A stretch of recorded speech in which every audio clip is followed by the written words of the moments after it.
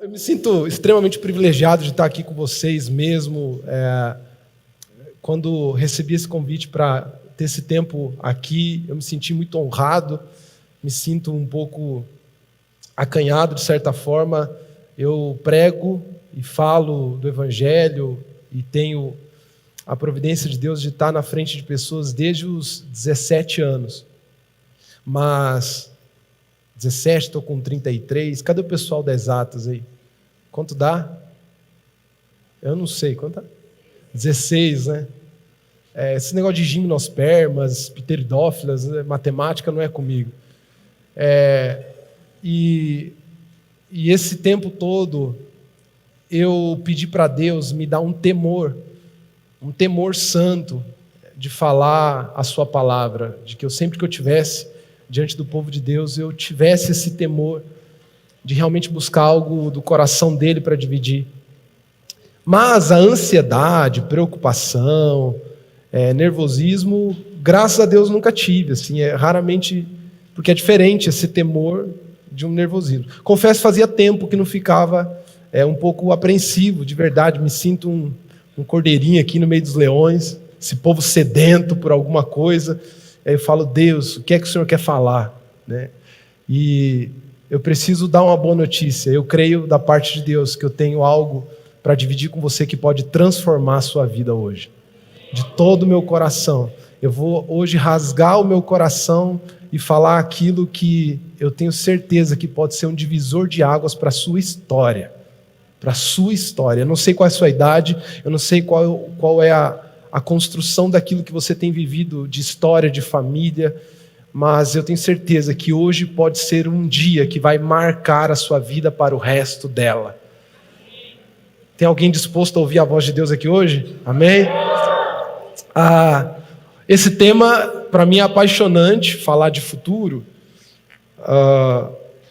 Eu sou realmente alguém que foi muito tocado por Deus no sentido de olhar para frente e tomar decisões presentes para construir isso que vem pela frente, de olhar para a realidade presente com um olhar intencional daquilo que queria viver com Deus. A minha história é marcada por isso. Quando Deus me dá a providência de escrever o primeiro livro, não foi à toa que o tema dele está relacionado a isso. O primeiro livro, que é esse, 5 Chaves que Destravam o Seu Futuro, ele é a história da minha vida até o ponto em que eu escrevi, mas basicamente ele revela 5 chaves bíblicas, 5 princípios bíblicos que te levam a viver aquilo que Deus tem para a sua vida. Baseado nas 5 virtudes de Davi, quando ele é indicado para trabalhar com Saul, com 17 anos de idade, já naquela idade, disseram para Saul: eu conheço um jovem de Belém que sabe tocar bem. Diga assim, excelência. Sabe tocar bem. Ele é corajoso e valente.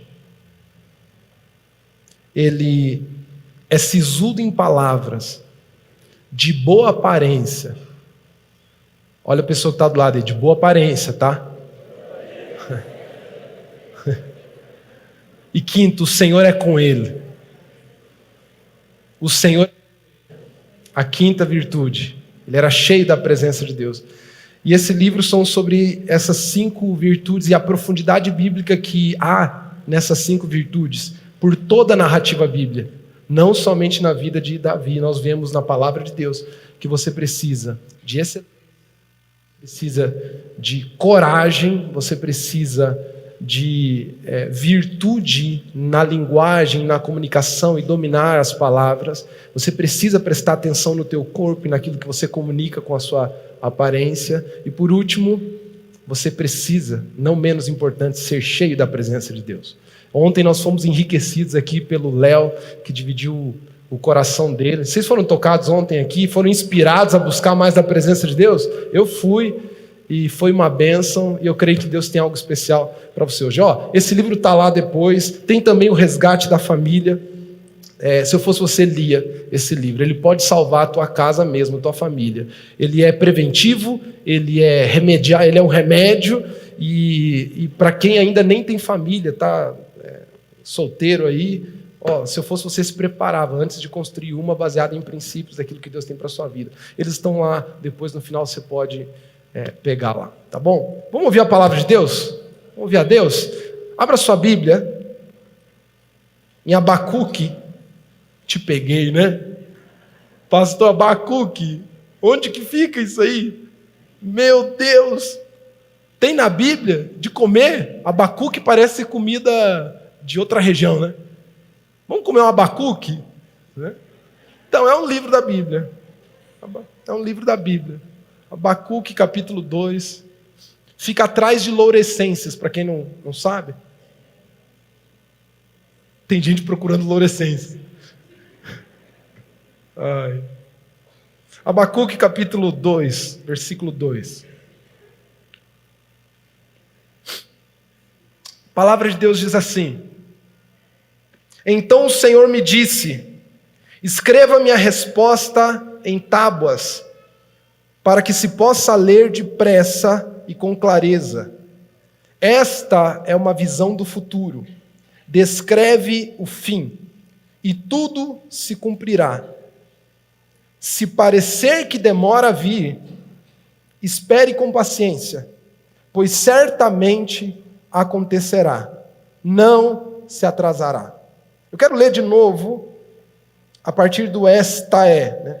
Esta é uma visão, diga comigo, visão do futuro.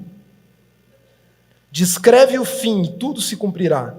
Se parecer que demora a vir, espere com paciência, pois certamente acontecerá e não se atrasará.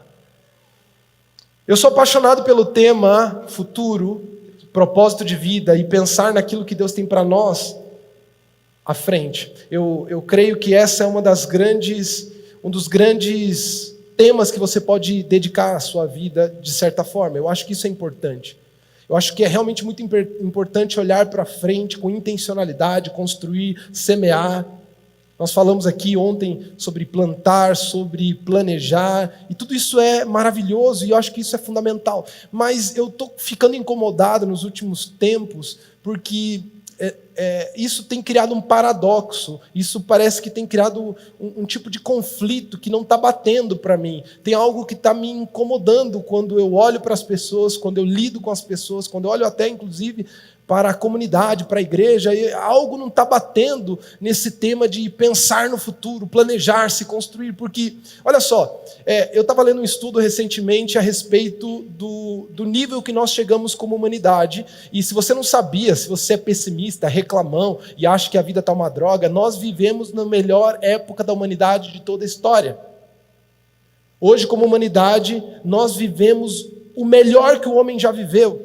Pestes, que tinham guerras, e eu poderia fazer uma lista infinita. Nós estamos, gente, vivendo o melhor dos mundos possíveis até hoje. Inclusive, esse é o grande perigo, porque é através de um mundo confortável que Satanás tem se apropriado a você gostar cada vez mais dessa terra. Mas, enfim, nós estamos vivendo a melhor das realidades possíveis. O mundo hoje é maravilhoso, comparado àquilo que já foi vivido. Eu não estou falando aqui de 50 anos atrás somente. Teu pai pode falar cagava? Já falei, desculpa. Teu pai cagava numa patente.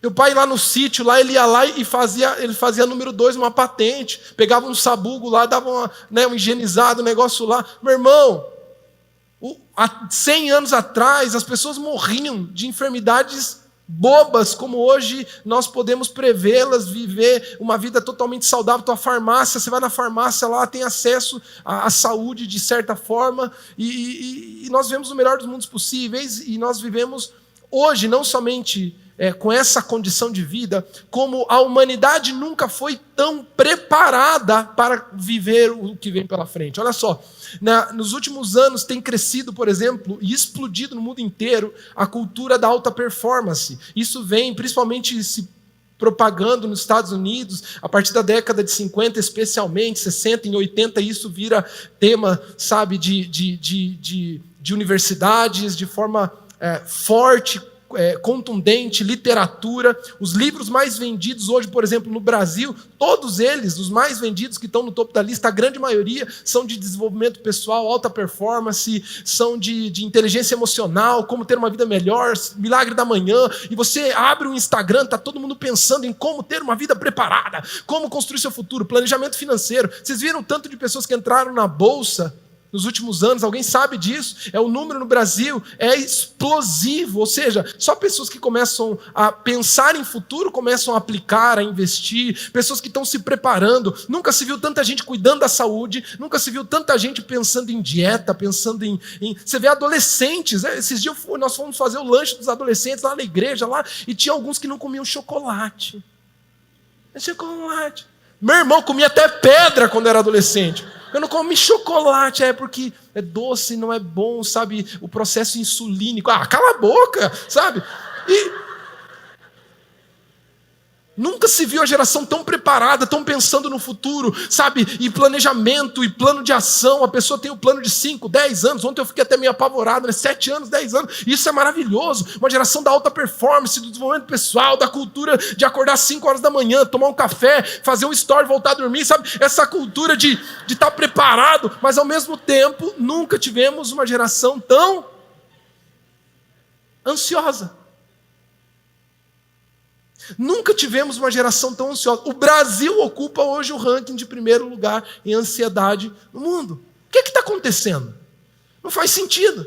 A geração mais preparada para o futuro é a geração que mais tem medo dele. Por quê?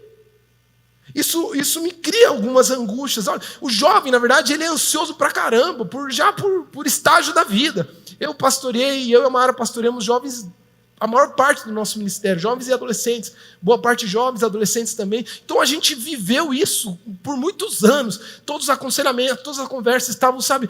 Pastor, o que vai ser? A faculdade, a universidade, o vestibular, com quem que eu vou namorar, com quem que eu vou casar, qual é a vontade de Deus para a minha vida, sabe? E os jovens sempre estão querendo algo além, eles nunca estão satisfeitos.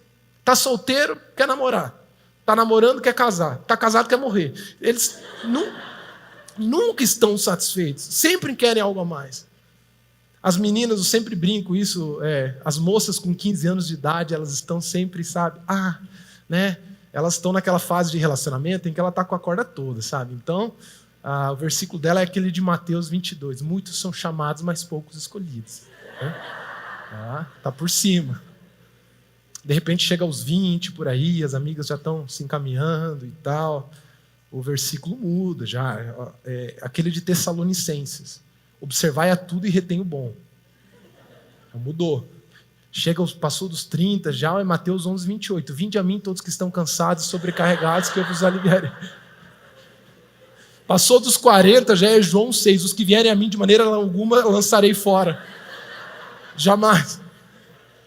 Óbvio que, estou brincando, tá? Não fique chateado comigo, mas... É uma ansiedade incessante pelo que vem à frente. É uma ansiedade incessante pelo futuro, por aquilo que vai acontecer. E óbvio que eu estou muito feliz com esse tema, e não me entenda mal, eu não estou aqui diminuindo a necessidade de falarmos sobre isso. Eu quero entender, eu quero com você raciocinar e pensar e olhar à luz das Escrituras por que é que vivemos isso. Por que é que muitas vezes... passamos por esse tipo de problema. Olha só, o tema futuro, geralmente tem gerado nas pessoas ansiedade, insegurança e medo. São as 3 principais características. Quem está anotando, anote. Eu vou falar umas coisas aqui que não tem slide, não. Ansiedade, insegurança e medo. Ansiedade é essa ânsia por aquilo que vem à frente.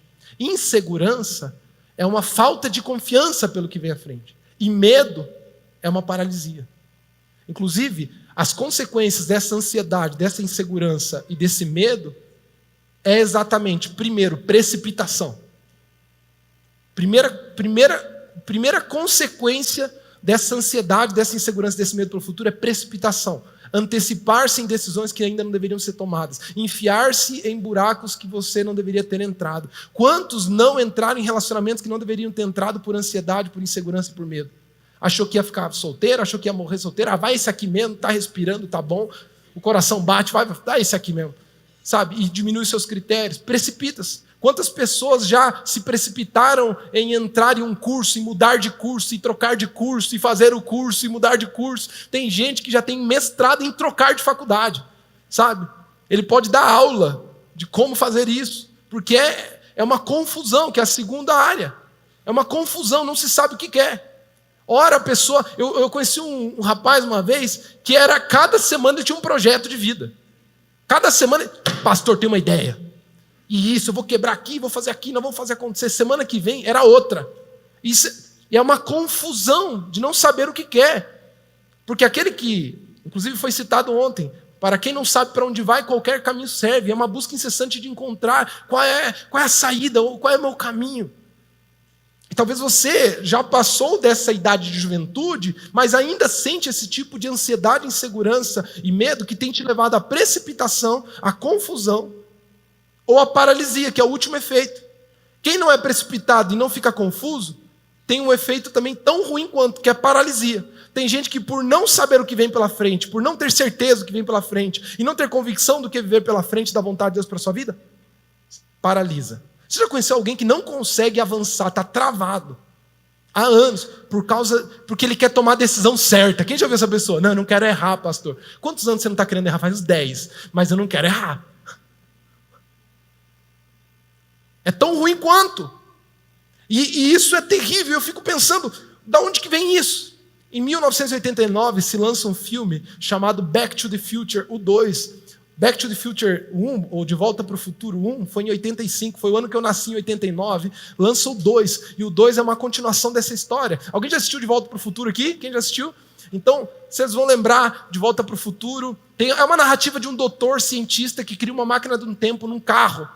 E ele se encontra com um adolescente, faz um relacionamento com um adolescente, e os dois viajam no tempo. No primeiro, eles vão para o passado, no segundo, eles vão para o futuro.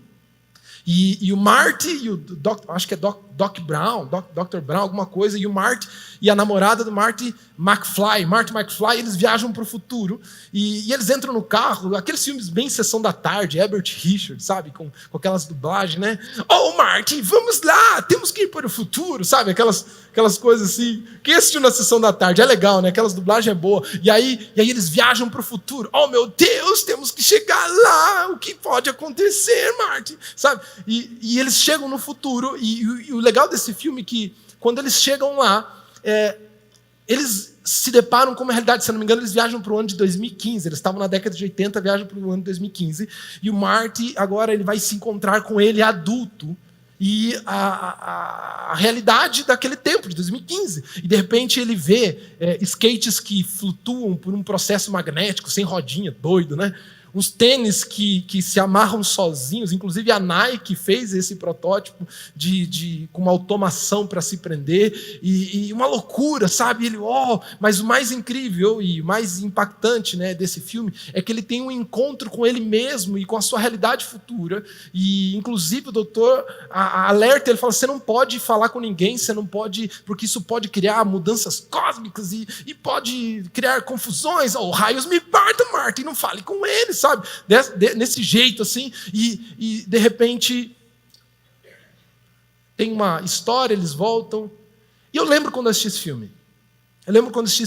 Pela primeira vez, e eu tenho uma mente meio lúdica, assim, um pouco imaginativa, e eu lembro que eu fiquei imerso num pensamento. Como seria a minha vida se eu tivesse uma visão do meu futuro? Como seria se eu tivesse a oportunidade de ver uma realidade futura minha e poder voltar para o meu presente? Como seria a minha vida? Como seriam os meus pensamentos depois de ter visto o que deu? Como seria a minha vida se eu pudesse ter uma cena, uma visão clara do meu futuro? Eu quero que você tente entender o que eu estou querendo dizer. Imagina que eu pegue uma dessas moças que eu brinquei aqui, que está ansiosa, preocupada e achando que não vai casar. E ela é preocupada porque ela é cheia de inseguranças, passou por abusos, tem alguns traumas, se sente que não tem valor, baixa autoestima, sabe, dominando o coração dela. E eu pego uma moça dessa e a gente entra no carro e nós vamos até o futuro. E a gente chega numa cena, aquela cena de margarina, a gente olha uma senhora, uma moça, junto com um rapaz, e eles estão na frente de uma casa linda, eles estão sorrindo, e eles estão lá meio abraçados, sorrindo, quando de repente algumas crianças invadem a cena, e o sol brilha, e tudo é maravilhoso, e de repente a gente não consegue ver o rosto da mulher, mas de repente o cabelo dela gira, e nós estamos distantes, porque nós não podemos ser descobertos, macacos me mordam, sabe? E a gente olha e de repente ela vê que é ela mesma. E naquilo que mais angustiava o coração dela, que era o medo de ser sozinha, o medo de não casar, o medo de não encontrar ninguém, ela olha e ela vê que está tudo resolvido. Ela vê que deu tudo certo. Ela vê que como seria, e nós voltaríamos para o presente, como seria a vida dessa menina? Vocês acham que ela voltaria a se preocupar com esse tema? Vocês acham que ela voltaria a se angustiar com esse tema?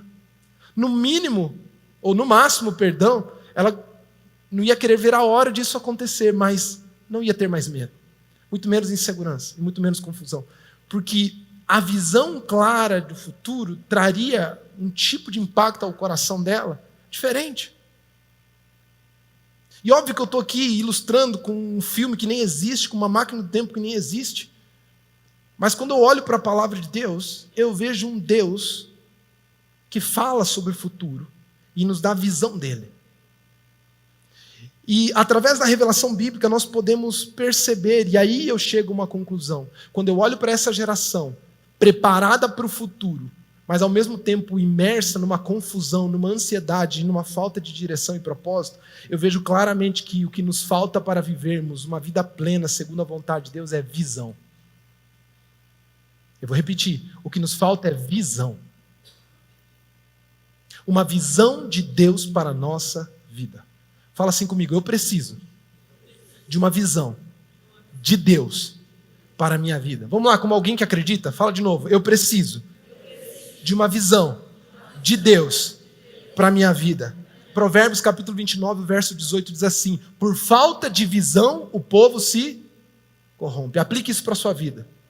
Por falta de visão eu me corrompo. Por falta de visão eu me perco. Por falta de visão eu fico ansioso, por falta de visão eu paro, por falta de visão eu me precipito, por falta de visão eu me confundo, por falta de visão eu erro, por falta de visão. O que me falta muitas vezes diante do trilho da vida é uma clareza daquilo que Deus tem para a minha vida, é visão. E eu fico assustado com o quanto o tema visão está na palavra de Deus. É maravilhoso e eu quero que você caminhe um pouco por isso. O próprio Deus quer que você tenha clareza de visão na sua vida. Ontem foi citado e eu quero citar aqui hoje de novo, Jeremias capítulo 29, versículo 11. Ô crente, você está aí? Todo crente tem que saber esse versículo de cor, tem que falar ele de manhã, tem que falar ele de tarde, tem que falar de noite, tem que lembrar dele todo dia. Deus te lembra, lembrou Israel, lembrou Jacó e lembra você. Eu é que sei os planos que eu tenho para vocês. São planos de paz e não de mal. Planos para lhes dar uma esperança e um futuro. Tem alguém que acredita que Deus tem isso para a sua vida aqui? Deus tem planos de paz, Deus tem plano de esperança, Deus tem plano de futuro para a sua vida. Deus quer te dar essa visão, essa capacidade de enxergar isso. E aí eu quero que você entenda, antes de nós aprofundarmos mais em alguns textos bíblicos, a diferença da visão humana da visão divina. A visão de Deus e a visão e a vista humana. Inclusive eu quero separar aqui com esse conceito. Nós vamos chamar da visão humana de vista. A vista humana, que é a vista natural, o olhar natural, aquilo que o teu olho vê. Da visão de Deus. Eu quero separar vista de visão. E eu quero que você entenda isso. A vista natural, a vista humana, ela é reativa. Não sei se você sabia, o teu olho, ele é um receptor. O que o teu olho vê é a captação de algo que está sendo transmitido para ele. Vista natural é reativa. O que os teus olhos veem depende daquilo que lhe é mostrado. Ei, alguém está... Vixe, agora você vai ter que pegar... Você vai ter que entrar no espírito aqui. Você está com atenção? Ei, vista natural é reativa. Para quem não sabe, teus olhos, eles captam uma luz emitida. E essa luz emitida que alcança o teu olho é que comunica ao teu cérebro uma imagem. Logo, os teus olhos só podem ver algo que ele recebe. Os teus olhos naturais só podem ver algo que ele recebe agora. A visão de Deus, ela é criativa. Toda visão de Deus, ela é criativa. Ela pode ver algo que não existe, que nem chegou aos seus olhos. A vista humana, ela é circunstancial. Ou seja, eu não consigo olhar algo que esteja fora do meu campo de visão. Eu não consigo ver as minhas filhas agora brincando, porque os meus olhos não conseguem alcançar elas fisicamente. Eu consigo ver vocês, eu consigo ver essas paredes, eu consigo ver o que está diante de mim, porque a vista humana é circunstancial, ela é limitada a um ambiente. Agora, a visão de Deus, ela é transcendental. Deus vê o que passa o corpo, a alma, o espírito, o espaço, o tempo e a matéria. Ei, alguém está prestando atenção? O presente, o passado e o futuro, a visão de Deus transcende. Deus não tem tempo, Deus está fora do tempo, Deus é maior do que o tempo, Deus é maior do que a matéria, Ele vê aquilo que você não vê, Ele enxerga o que nós não enxergamos, Ele consegue mostrar coisas que ainda não foram feitas, que não foram criadas. Quando você aprende a ver o que Deus vê, o teu olhar para o mundo muda, o teu olhar para a vida muda, o teu olhar para as pessoas mudam, porque você não vê o que está na frente, você não vê o que a pessoa te mostra, você consegue enxergar aquilo que ninguém vê. Quando você aprende a ter visão de Deus, a tua vista natural, ela perde espaço no teu coração. Você para de ser escravo do que você enxerga com os olhos e começa a ver aquilo que Deus te mostra. A visão de Deus, ela é transcendental. Mas terceiro, a visão de Deus, a vista é superficial. Nós conseguimos ver aquilo que é externo. Eu sei que vocês têm um órgão, têm um coração e têm sangue correndo no corpo de vocês, mas eu não consigo ver. Porque não está aparente. A vista humana vê a aparência. Deus vê profundidade. A visão de Deus é profunda. 1 Samuel capítulo 16. Deus rejeitou Saul e escolheu Davi como novo rei. E manda Samuel ir ungir o próximo rei. Samuel vai para a casa de Jessé e se depara com o primeiro filho. Ele olha para aquele homem bonito, alto, guerreiro e forte. É esse mesmo. Temos um rei. E imediatamente Deus fala para Samuel: Samuel, eu não vejo como o homem vê. O homem vê a aparência, mas eu vejo o coração. A forma de eu enxergar é diferente da tua, Samuel. A tua vista é limitada, a minha é profunda. Eu quero que você me acompanhe em um outro episódio. Eliseu, o profeta de Deus, é cercado porque um exército inimigo está incomodadíssimo,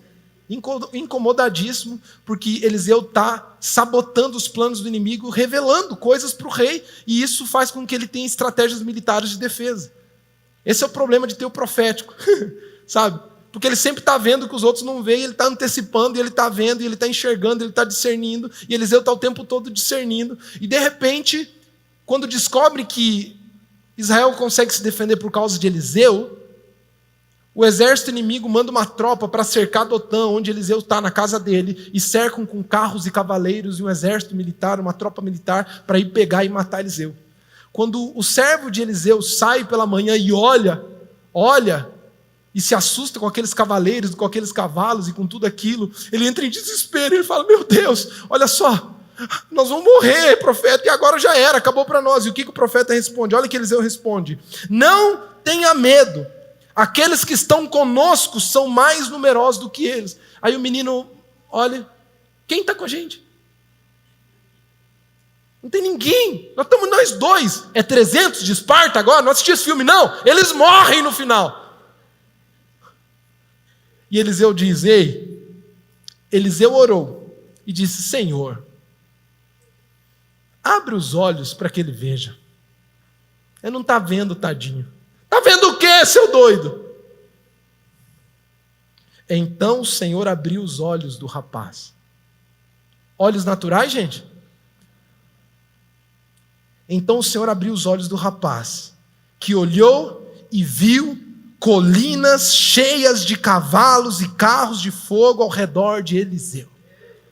Havia algo lá que os protegia, que os guardava, que eles não estavam vendo. Sabe qual é o problema da sua vida? Você só tem visto aquilo que os teus olhos veem. Minha vida é uma droga, minha família é uma desgraça, a minha cidade é muito ruim, esse ambiente é ruim. Exato, você está olhando para aquilo que os teus olhos veem. Agora, hoje, você veio aqui porque Deus vai te encher de uma visão de Deus, que vai te fazer capaz de enxergar aquilo que você nunca viu, enxergar aquilo que os teus olhos não viram, enxergar aquilo que Deus tem visto sobre a sua cidade, sobre a sua família, sobre a sua casa, sobre o seu futuro, sobre o seu potencial, sobre aquilo que Deus quer fazer na sua vida.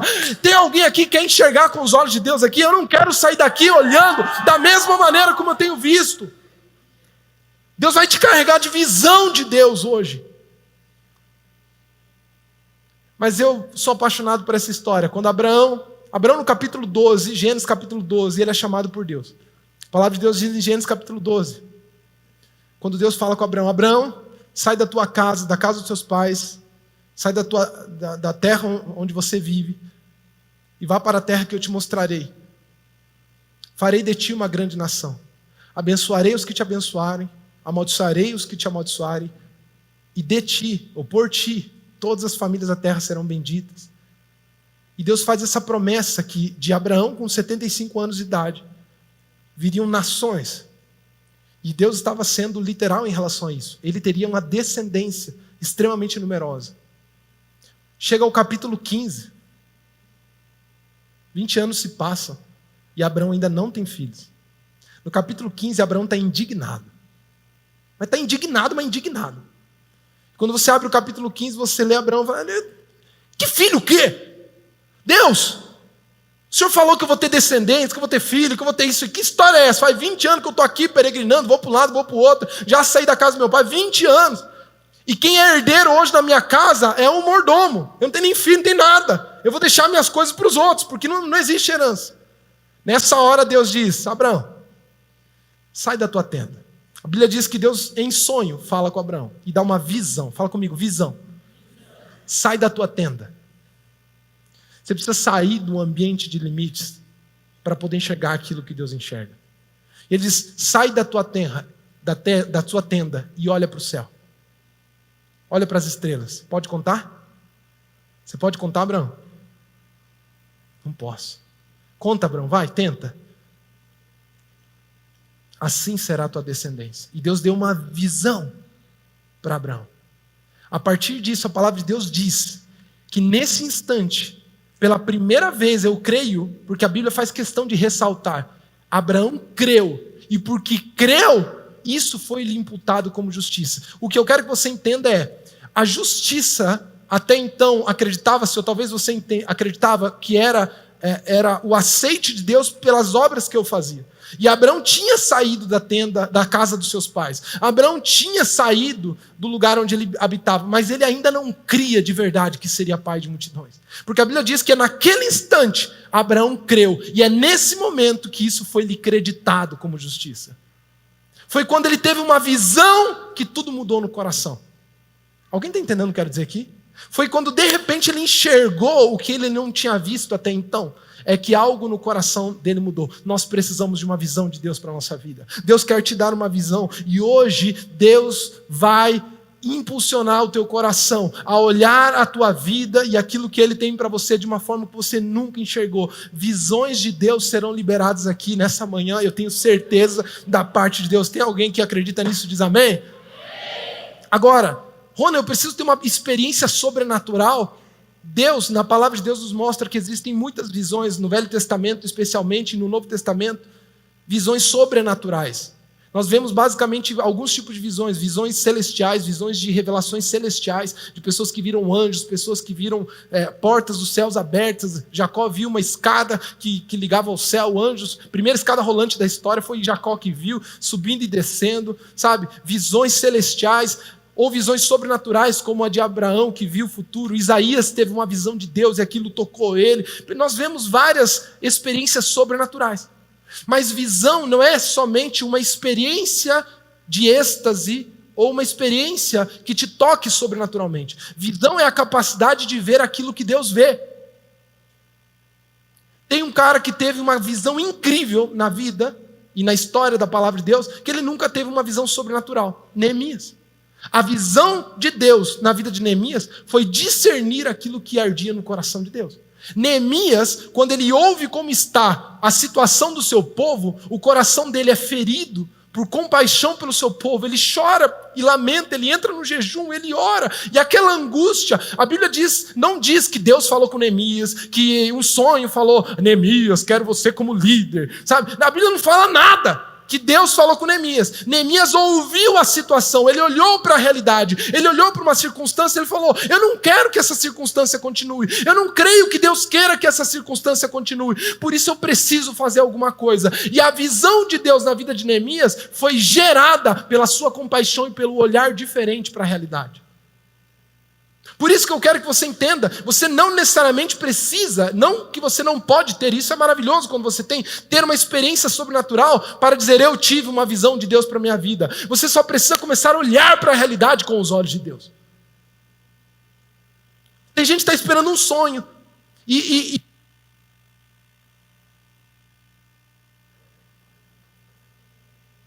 Opa, voltou. Eu sou apaixonado pelo mover de Deus, do Espírito Santo e o sobrenatural, mas ele tem um problema. Quando você é imaturo, você fica escravo disso. Quando você é imaturo, se Deus não te falar profeticamente, não te mostrar num sonho, um anjo não aparecer, o irmão da revelação não falar, não vou fazer nada. Esse que é o problema do mover sobrenatural quando as pessoas são infantis. Elas ficam dependentes e carentes. Deus está querendo levantar gente madura que aprende a enxergar como ele enxerga. Os pais, eles não limpam a bunda do bebê porque estão com vontade, porque sentiram, porque Deus mostrou à noite. Eles limpam a bunda do bebê porque aquilo vai assar. E ele está vendo a realidade. Meu irmão, você precisa de mais visão de Deus do que olhar para o mundo? Só olha para o mundo. Eu estou esperando Deus mostrar o que eu nasci para fazer. Você nasceu para criar vergonha na cara e se mover. E se mexer. E fazer aquilo que Deus... Ei, seja um Neemias da sua geração. Falta mais visão de Deus daquilo que Ele já está mostrando. Olha para a sua igreja, olha para a sua família. Você quer uma visão de Deus melhor do que essa? Olha para a sua casa, olha para o seu bairro, olha para a sua cidade. Essa é a visão de Deus para a sua vida. Ele te comissionou para fazer discípulos, para expulsar demônios, para libertar o cativo, para pregar o ano aceitável do Senhor. Essa é a visão que você precisa. Você não precisa somente que um anjo te mostre, que Deus apareça, e isso é muito bom, isso é maravilhoso, e se acontecer, glória a Deus. Mas se você tiver maturidade, você decide hoje enxergar a sua vida com os olhos de Deus. Comece a enxergar a sua vida com os olhos de Deus. E tudo pode mudar. A minha vida mudou a partir de uma missão, de uma visão. E não quer dizer que tem que acontecer com todo mundo, mas aconteceu comigo. Por que aquele relógio anda tão rápido? O que vocês fizeram? Sério? Amém, vamos orar. Uau. Minha vida mudou a partir de uma visão. E não quer dizer que tem que acontecer com todo mundo, mas eu preciso contar a minha. Eu tinha 15 anos de idade, eu sou filho de pastores, cresci na igreja, conhecia todas as histórias bíblicas, mas eu não conhecia Jesus. Eu não conhecia Deus. Eu não conhecia o Evangelho, eu não entendia o Evangelho. E aos 12, 13 anos de idade, eu vivi uma vida dupla, de ir na igreja, tocar bateria, sair na hora da pregação. Eu vivia na escola, comecei a viver uma vida dupla, comecei a desfrutar daquilo que o mundo começa a oferecer para os adolescentes, comecei a me envolver com tudo aquilo, comecei a enganar os meus pais, sair escondido, fingir que ia num lugar e no outro.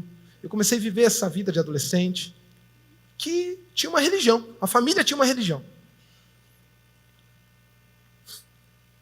Com 15 anos, um sentimento começou a se despertar no meu coração de uma angústia profunda. Uma ansiedade, um medo, um nojo de mim mesmo começou a nascer. Eu comecei a não gostar de mim. Eu comecei a ficar áspero, rancoroso, amargurado. Eu comecei a ficar briguento, comecei a ficar mais chato do que eu já era, irritante, arrogante. Eu percebi claramente que os amigos que eu tinha me suportavam e não gostavam. Eram amigos de conveniência. Algo começou a me angustiar muito no meu coração, na minha vida. E aquilo começou a mexer muito comigo. E eu entrei numa crise existencial. Eu entrei num buraco emocional e espiritual. E através, inspirado pelo testemunho que eu vi de alguém, eu decidi pela primeira vez buscar a Deus.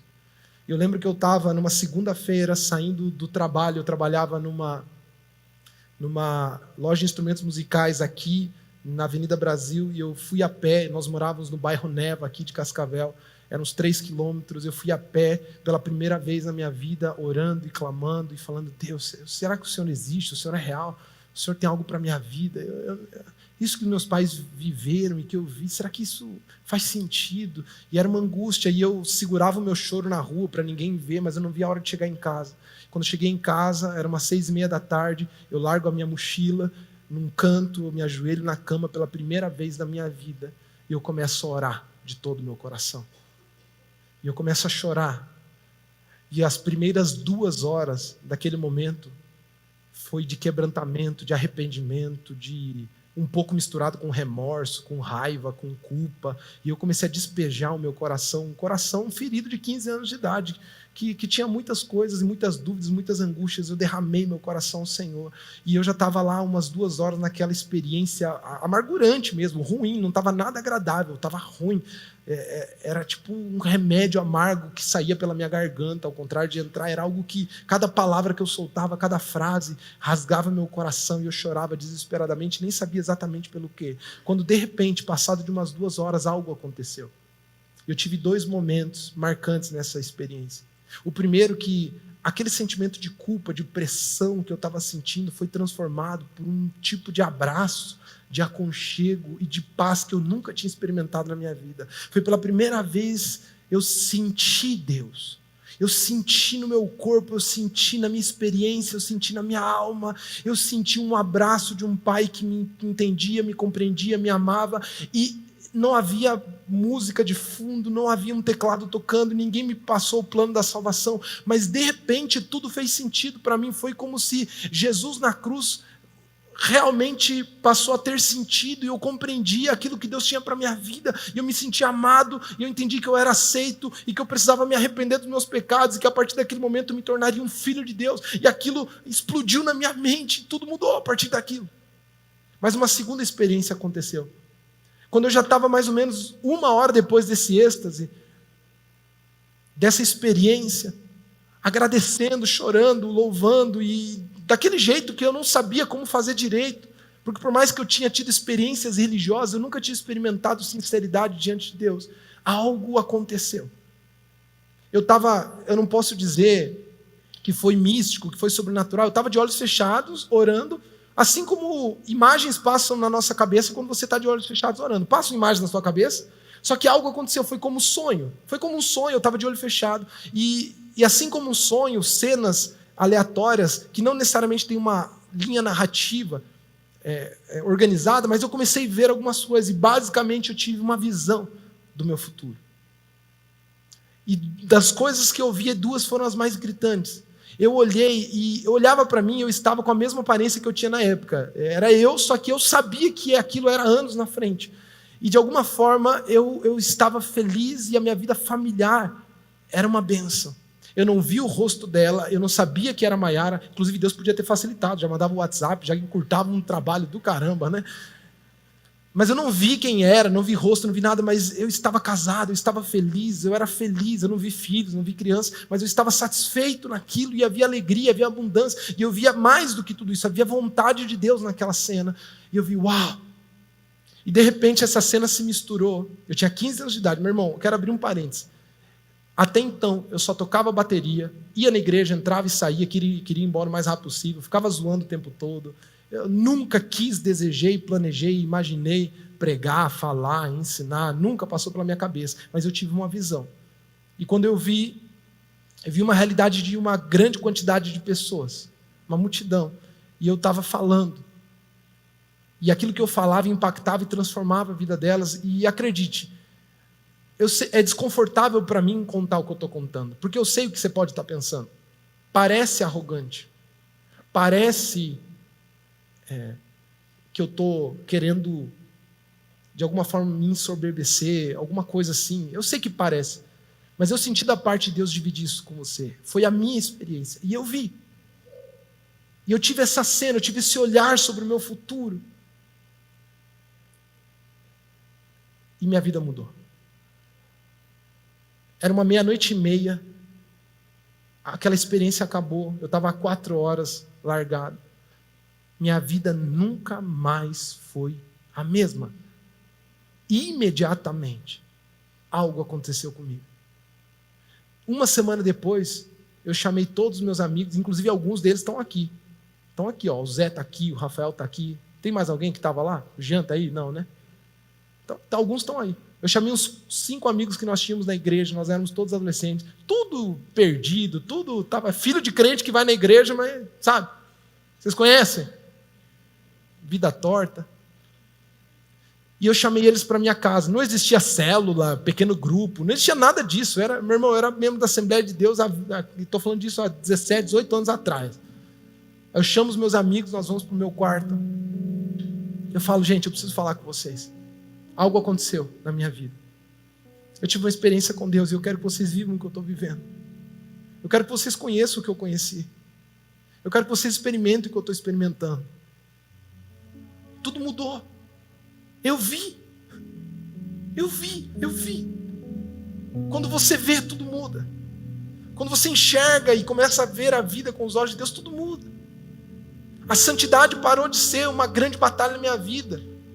Inclusive nunca teve. Eu de repente entrei numa castidade, minha mente falou, eu só vou namorar, eu só vou beijar minha esposa. Eu tinha 15 anos de idade, eu falei, eu vou beijar minha esposa. Dos 15 anos, para quem ficava, se enrolava, fazia de tudo. Com 18 anos eu conheço a Maiara. Eu olho para ela, depois de conhecer ela já há 1 ano, servindo no ministério e tal, comecei a gostar dela, não sabia que ela já gostava de mim, já era apaixonada, rendida por mim, já estava, sabe? Mentira, a bicha era dura, rapaz, não dava um mole. Nós estávamos numa reunião para entrar no ministério, eu era líder de jovens, já tinha 18 anos, e eu liderava os jovens com um pequeno grupo de jovens numa igreja de um bairro aqui, e eu, antes da reunião, eu tinha orado para Deus, falei, Deus, sabe quando você é imaturo, você pede um sinal para Deus, né? Deus, se ela vir mais cedo, é que é um sinal que é para falar com ela. Aí a Maiara apareceu mais cedo. Eu falei, cancela. Eu falei, o que você diria se eu falasse que eu gosto de você? Assim na lata. Ela falou, eu diria que eu também. Nessa hora todo mundo chegou para a reunião. Todo mundo chegou para a reunião e acabou a conversa. Nós não continuamos. Não tinha WhatsApp, não tinha nada. Acabou. E ela ia embora de carona. Nós entramos para a reunião. Amigos, vamos planejar aqui o cu de Jó. Então, nessa hora eu troquei, eu botei Moisés na arca, João Batista na sarça ardente, sabe? Elias estava na barriga do peixe, enquanto não sabia mais nada. Acabou a reunião, ela foi embora, nós vamos falar só no outro dia. Esses dias eu estava lá em Toledo, onde nós fomos dirigidos por Deus para plantar uma igreja. E eu sei que aquilo que Deus tem para minha vida ainda nem começou. Mas eu só cheguei até aqui porque eu vi meu futuro. Eu tinha 4 coisas para dizer que uma visão faz. Posso falar rápido? Já que não vai dar tempo mesmo. 5. Sabe o que uma visão faz? Quando você tem uma visão de Deus, primeiro, ela te faz ser capaz de obedecer radicalmente. Sabe por que jovens e pessoas têm dificuldade de obedecer radicalmente a palavra de Deus? Porque eles não estão certos de onde isso vai levar. A tua dúvida, a tua insegurança e a tua falta de confiança na voz de Deus que te mostrou algo, porque você nunca viu nada, faz com que você não consiga obedecer de todo o coração. Quem viu o futuro obedece a coisa mais idiota que Deus pediu. Não tem jeito. Eu vou te dar essa chave aqui para você pegar. Abraão, no capítulo 22, depois de ter passado por tudo que passou, anos sem filho, promessa, angústia, preocupação, aí de repente Deus dá Isaac. Isaac tem 12 anos. Olha as ideias de Deus. Abraão, bora matar Isaac? Eu quero sacrifício. Sacrifício. Imagina a cabeça de Abraão ouvindo o Deus que prometeu, o Deus que disse que ia dar, que esperou tanto tempo, agora está pedindo para matar. que Abraão fez? O que Abraão fez? Arrumou as coisas e foi sacrificar. E eu nunca tinha entendido quão profundo é a capacidade de obedecer radicalmente quando você tem uma visão de futuro, até reparar em uma pequena frase. A Bíblia diz que Abraão pega Isaac, está indo em direção ao sacrifício, matar o próprio filho, que Deus disse que era o filho da promessa, que demorou tanto tempo para ter. Quando ele está com os moços e com o animal, com o jumento, com a madeira, e ele chega depois de viajar 3 dias e vê o monte e diz, agora chegou a hora de sacrificar, ele diz assim, está escrito, ele diz assim, olha, vocês, os servos, esperem aqui, eu e o menino adoraremos. Está escrito o quê? O quê? Voltaremos. Como assim Abraão, que obedecia, estava obedecendo a Deus para matar o seu filho, estava dizendo que voltaria com o seu filho?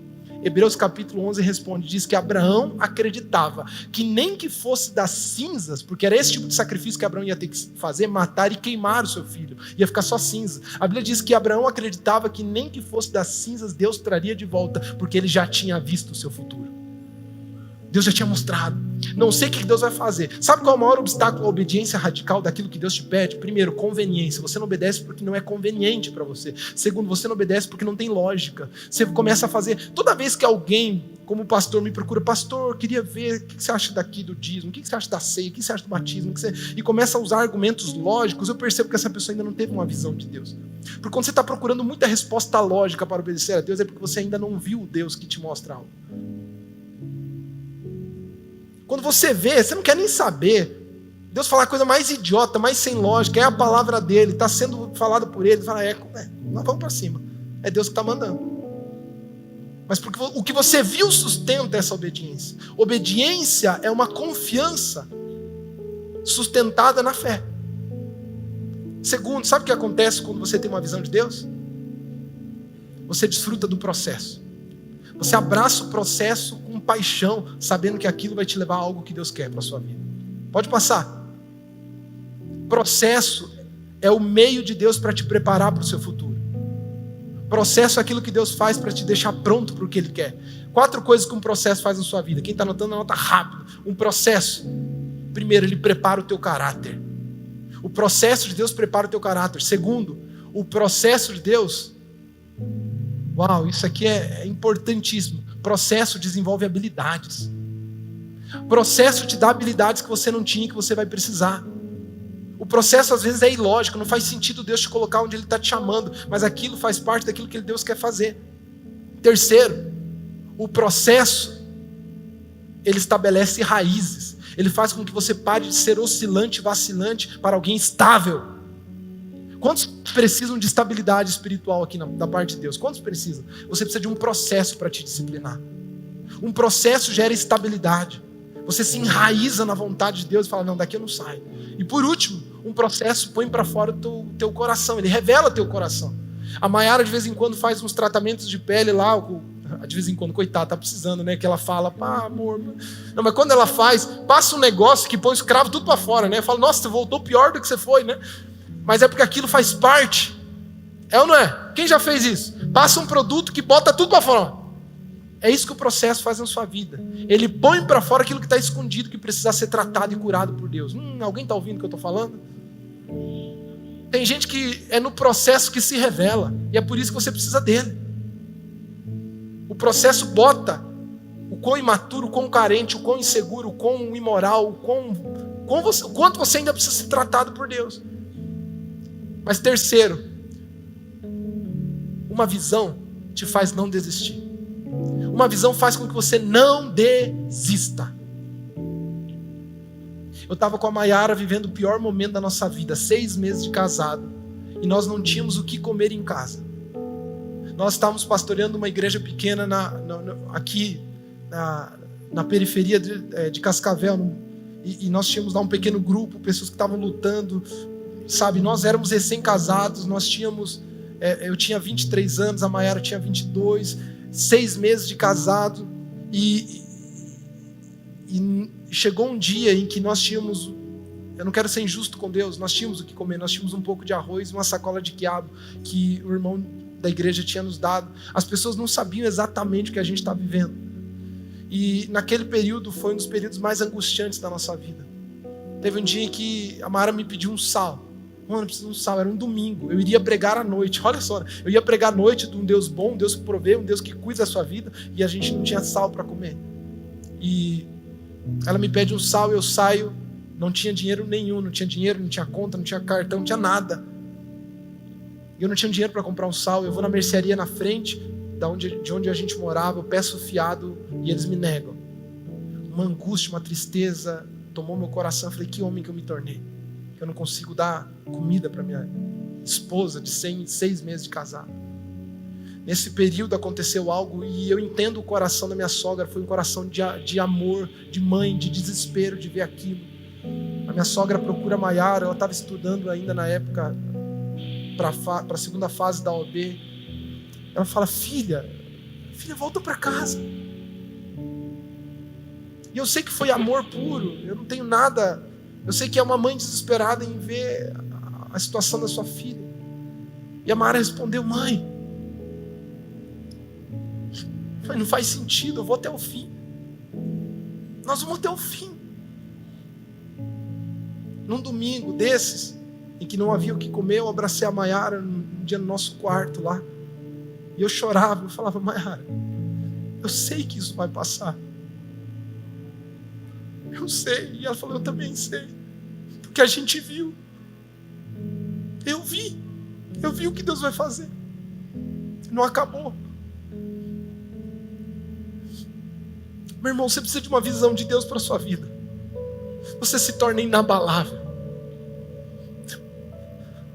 Você que está muito ferido, muito machucado, qualquer um te irrita, qualquer um te tira do eixo, qualquer um te desestabiliza, qualquer circunstância te machuca, meu irmão, você precisa de uma visão de Deus para a sua vida.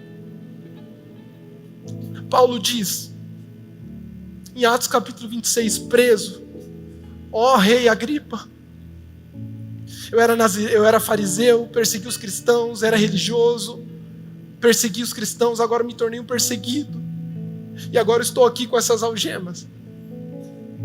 E pode ser que vocês estejam vendo que eu fracassei, e eu cheguei ao pior dos estados que um homem pode chegar, e que eu não tenho credibilidade nenhuma para falar com vocês. Mas Paulo diz em capítulo 26 de Atos, eu fui fiel à visão celestial que Deus me deu. Quando Deus te mostra algo, você não para. Você não desanima, você não desestabiliza, você vive até chegar. É isso que Deus tem para a sua vida, você precisa de uma visão. E Deus tocou no meu coração que era para... Eu sei que o tempo passou e eu vou orar agora, nós vamos cantar. Mas Deus disse para mim que Ele daria visões hoje aqui, visões proféticas. Deus vai trazer revelação para a sua vida. Você vai enxergar coisas que você nunca enxergou hoje a partir da parte de Deus. Você vai ver aquilo que você nunca viu. Eu não sei se isso vai ser através de uma experiência sobrenatural, se você vai ter uma palavra profética para a sua vida, ou você simplesmente vai amadurecer e começar a olhar a realidade de outra forma. Mas hoje você sai daqui com visão de Deus para a sua vida. Hoje você sai daqui enxergando aquilo que Deus não enxerga. Você vai ver os céus abertos sobre sua vida, sobre essa cidade. A minha família será transformada, a minha casa será transformada, o meu futuro é de Deus. Viver Ele. Quantos creem que Deus tem visões para a sua vida? Fiquem em pé, nós vamos cantar.